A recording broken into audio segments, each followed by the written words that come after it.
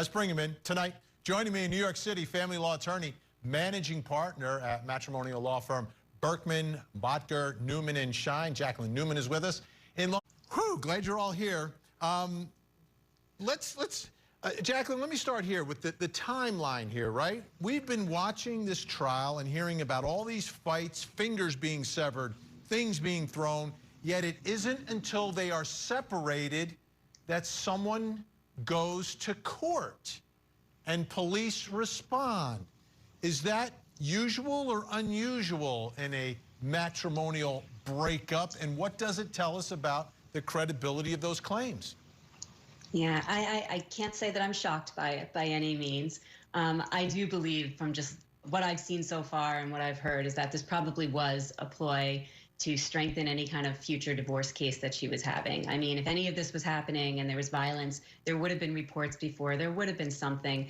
I mean, it is kind of a coincidence that, days later, all of a sudden she decides that she's going to go running to court and get a protective order and start the divorce and everything she was doing from there. So, I mean, I hate to be so skeptical, but you guys are in it. You guys live this stuff every day. You've seen a lot. Lamar, I know you've seen a lot. I don't know if you've ever seen what Johnny Depp saw in his bed, but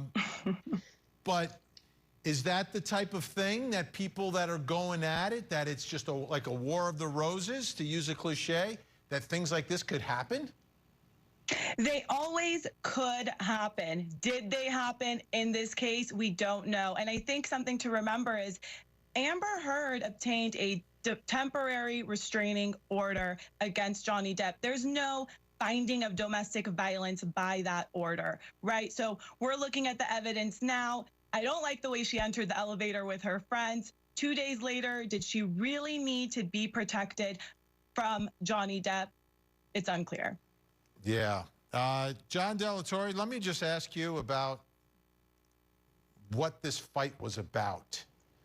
How, and I don't know if it's true. I don't know where it came from. I don't know if it was one of those little dogs you saw on the body cam or if it was someone else. But to me, that gets to how bad this relationship was at this point. Either someone did it or someone thought someone would do it.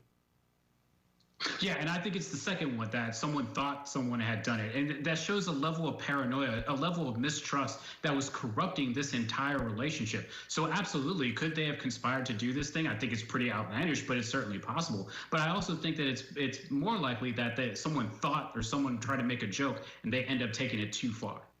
Now, I want you to listen to Johnny Depp give his version of what happened. We heard what Amber Heard's attorney